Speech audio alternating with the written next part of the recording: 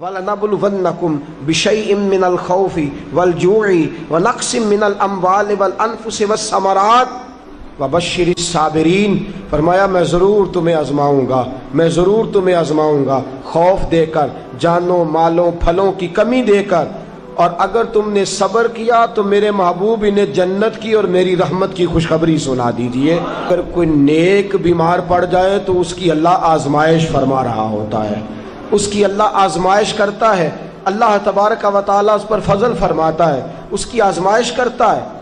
پھر ان مصیبتوں پر جو شخص صبر کرے، رب فرماتا ہے اگر میری رضا پہ راضی ہو گیا تو ان اللہ مع الصابرین، باقی نیکیوں پر میں ثواب دیتا ہوں، اور جو کوئی صبر کرتا ہے رب فرماتا ہے میں اس کا بن جایا کرتا ہوں، صبر کرنے والوں کے ساتھ ہو جاتا ہوں۔ اور جب اللہ آزمائش ڈالتا ہے نا تو جو کام سیدھے ہوتے ہیں وہ بھی الٹے ہونے شروع ہو جاتے ہیں۔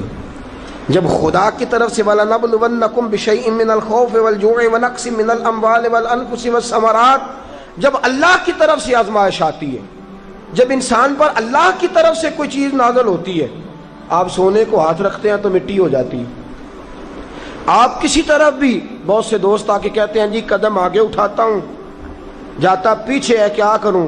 تو میں اکثر عرض کرتا ہوں کہ تھوڑے دن قدم اٹھانا ہی چھوڑ دیں۔ کیا کریں؟ بیٹھ کے اللہ اللہ کریں، صبر کریں، دعا کریں۔ کچھ وقت انسان پر ایسا ہوتا ہے، تلک الایام نداولها بین الناس، جو اللہ نے انسان کے دن بدل کے رکھنے ہوتے ہیں، کچھ وقت ایسا ہو، پھر ایک وقت آتا ہے کہ وہی انسان مٹی میں ہاتھ رکھتا ہے تو اللہ اسے سونا بنا دیتا ہے۔ رب آزمائش کرتا ہے، رب آزماتا ہے۔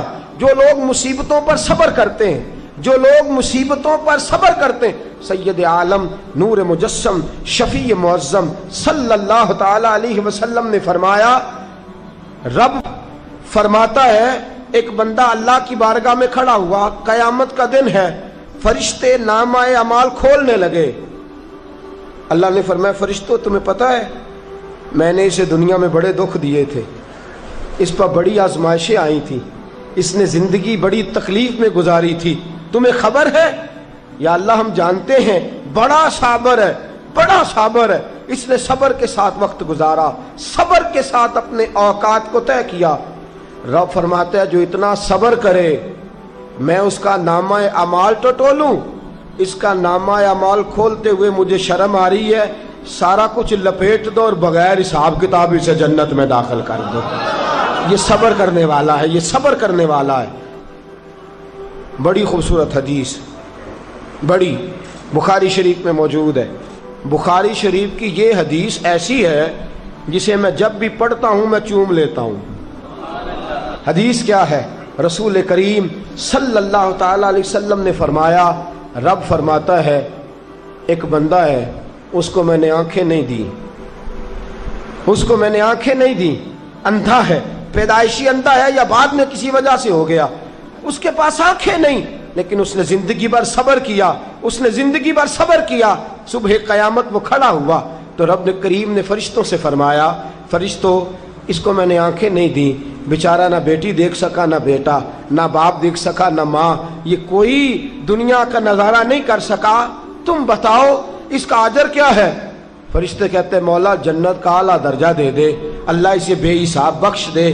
رب فرماتے اس نے ساری زندگی بغیر آنکھوں کے صبر کیا ہے، اسے صرف جنت نہیں ملے گی بلکہ آج اسے اس کا رب اپنا دیدار بھی کرائے گا۔ فرمایا قیامت میں لوگ جنت کے نظارے کریں گے اور یہ اللہ کا دیدار کرے گا، اس کو رب کریم کے جلوے دکھائے جائیں گے، اس لیے کہ یہ صابر رہا۔ اور میرے اعلیٰ حضرت فاضل بریلوی رحمۃ اللہ علیہ فرماتے ہیں جو صابر ہوتا ہے نا، توجہ ہے آپ کی، میری بات کی سمجھ آ رہی ہے؟ اعلیٰ حضرت فرماتے ہیں بڑا قیمتی جملہ، فرماتے ہیں جو صابر ہوتا ہے وہ سکون میں ہوتا ہے۔ شیخ سعدی رحمۃ اللہ تعالی علیہ کے پاس ایک شخص آیا، کہنے لگا حضرت جی دیکھیں نا میرے پاس اتنے بھی پیسے نہیں کہ میں جوتے لے سکوں۔ فرمایا صبر کر اللہ دے گا۔ کہنے لگا جی صبر ہی کیا ساری عمر، اس نے جوتے لینے کے برابر بھی پیسے نہیں دیے، ننگے پاؤں پھر رہا ہوں۔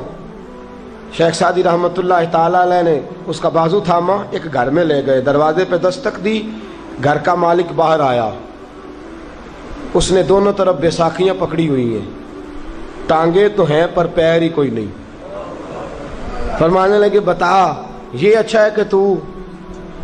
کہنے لگا جی میں آپ سے بھی معافی مانگتا ہوں، اپنے رب سے بھی معافی مانگتا ہوں۔ نبی پاک صلی اللہ تعالی علیہ وسلم نے فرمایا خدا اگر تجھے مصیبت دیتا ہے نا، اور ان مصیبتوں پر جب اللہ تجھے قیامت میں اجر دے گا تو تیرا دل چاہے گا کاش سکون ہوتا ہی نہ، آزمائشیں ہی آزمائشیں ہوتی، تو وہ اجر دیکھے گا۔ وہ کسی دانشور نے کہا تھا کہ میرا باپ انتقال کر گیا، 6 مہینے گزرے تو میرا 18 سال کا بیٹا بھی انتقال کر گیا۔ کہنے لگے میں نے اپنے 80 سال کے باپ کا جنازہ اٹھایا تو میری کمر نہیں جھکی، لیکن جب 18 سال کے بیٹے کا جنازہ اٹھانے لگا تو میری کمر جھک گئی، اور رو کے کہنے لگا لوگوں باپ کا جنازہ پڑھنا آسان ہے، دعا کرو کسی کو بیٹے کا جنازہ نہ پڑھنا پڑ جائے، بڑا مشکل کام ہے، بڑا کٹھن مرحلہ ہے۔ حضرت ابو ہریرہ رضی اللہ تعالیٰ عنہ فرماتے ہیں اللہ کے محبوب صلی اللہ تعالیٰ علیہ وآلہ وسلم کے صاحبزادے جناب ابراہیم علیہ السلام فرماتے ہیں حضور کے صاحبزادے آپ رات کو جب ان کی ولادت ہوئی تو نبی کریم علیہ السلام ہمارے درمیان آئے۔ جاگیے ذرا غور فرمائیے گا بات پہ۔ سید عالم صلی اللہ علیہ وسلم تشریف لائے اور ہم نے حضور کے چہرے کو چمکتے دیکھا۔ ہم نے کہا یا رسول اللہ موڈ مبارک بڑا اچھا ہے، حضور کوئی خیر کی خبر ہے؟ فرمایا مجھے مبارک دو، اللہ نے مجھے بیٹا عطا فرمایا ہے۔ فرماتے ہیں اگلے ہی دن، ایک روایت ہے کچھ عرصے کے بعد، ایک روایت ہے اگلے ہی دن ظہر کے بعد میرے محبوب نے پیار کرنے کے لیے بیٹا اٹھایا اور صاحبزادے کی سانسیں اکھڑنے لگی۔ رسول پاک کے صاحبزادے نبی پاک کے مقدس ہاتھوں میں سانسیں اکھڑ رہی ہیں، حضور کے دستے مبارک میں صاحبزادے نے وصال کر دیا۔ آنکھیں بند کی تو نبی کریم کی مقدس آنکھوں میں آنسو آئے۔